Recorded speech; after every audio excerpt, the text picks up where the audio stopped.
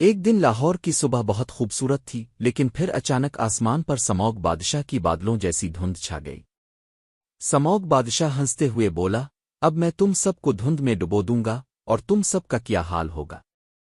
پورے شہر میں دھند کی وجہ سے لوگ کچھ نہیں دیکھ پا رہے تھے، اور بچے اسکول جانے میں مشکل محسوس کر رہے تھے۔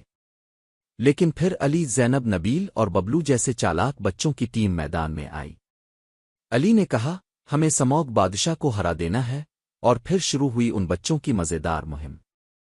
سب سے پہلے زینب نے کہا، سب ماسک پہن لو، یہ سموگ بادشاہ کی زہریلی ہوا سے بچنے کا واحد طریقہ ہے۔ ببلو نے ماسک پہنا اور بولا، میں تو لگ رہا ہوں جیسے کوئی سپر ہیرو ہوں۔